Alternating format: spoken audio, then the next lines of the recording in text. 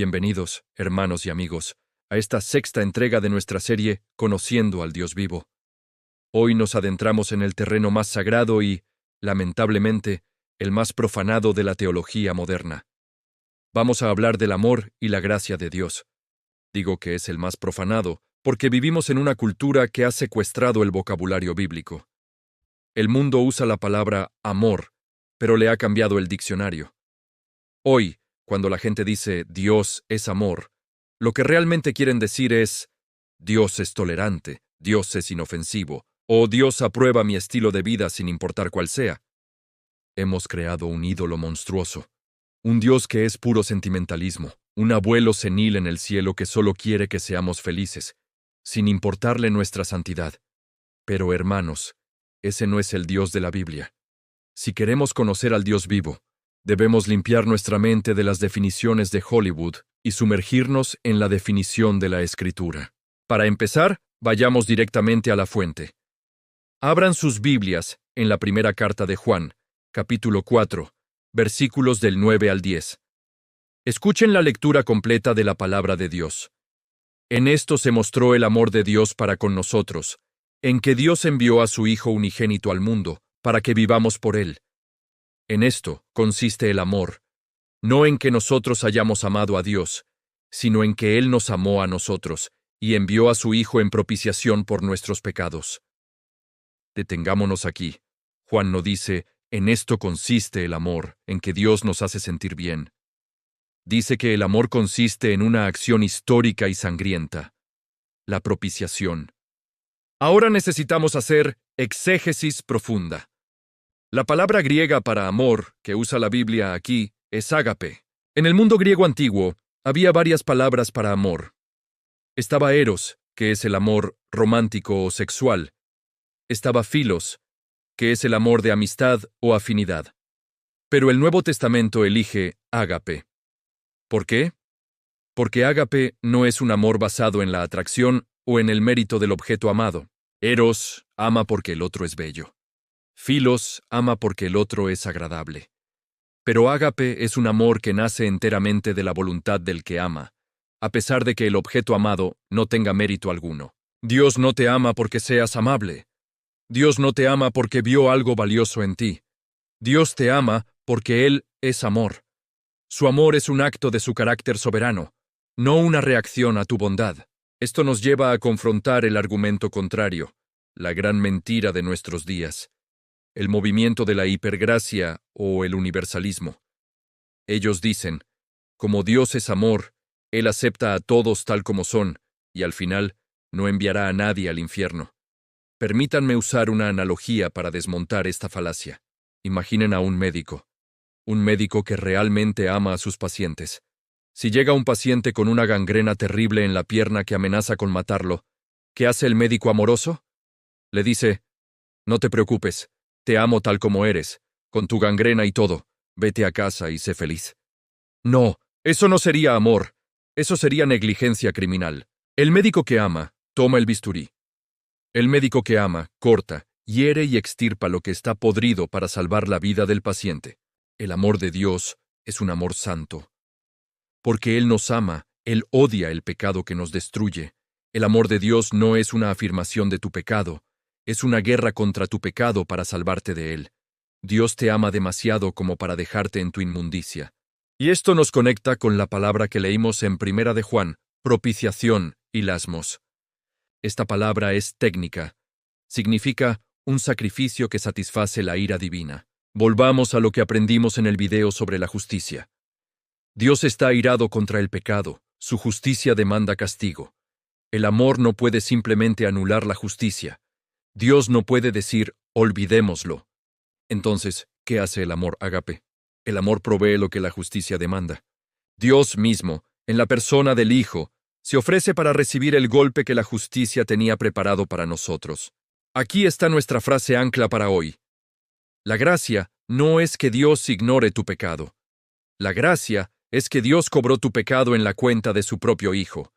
Esto es lo que hace que la gracia sea gracia. Vamos a Efesios capítulo 2, versículos del 1 al 5.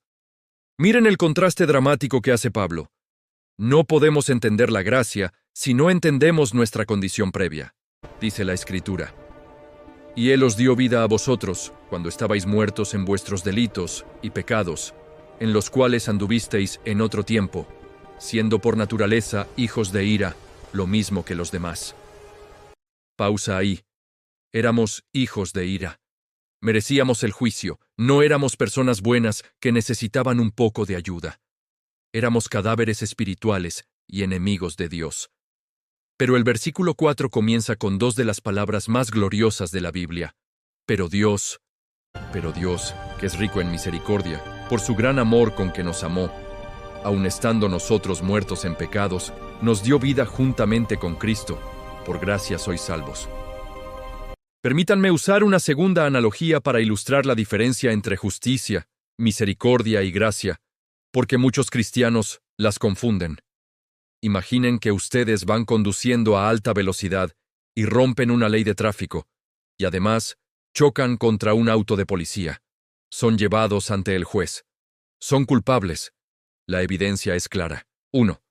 Justicia es que el juez te condene a pagar la multa completa y a ir a la cárcel. Eso es lo que mereces. Eso es justo. 2.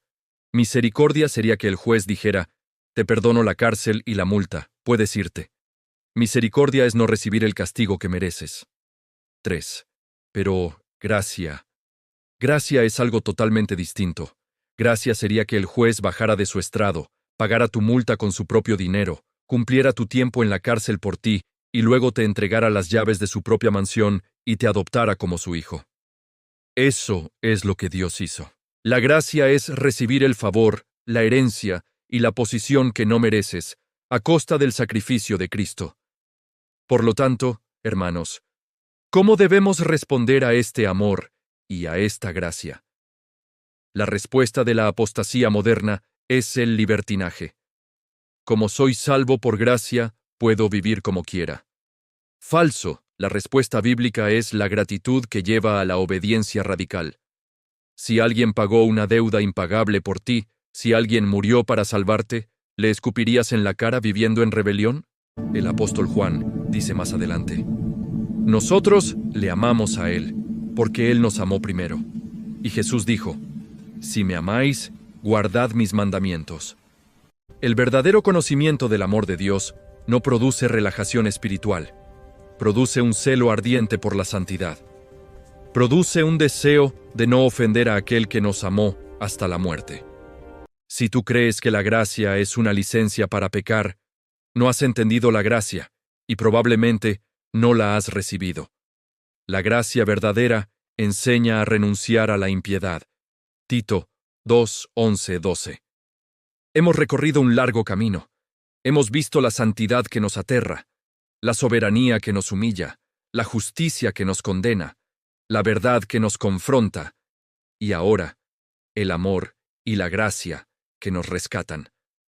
Pero queda una pregunta final para cerrar nuestro estudio sobre el carácter de Dios. Vivimos en un mundo que cambia constantemente.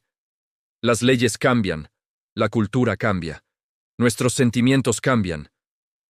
¿Cambia Dios? ¿Puede Dios amarme hoy y rechazarme mañana?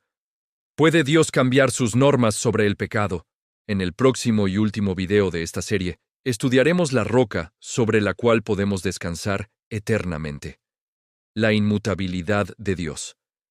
Descubriremos por qué el hecho de que Dios no cambie es la mejor noticia para el creyente y la peor noticia para el impío.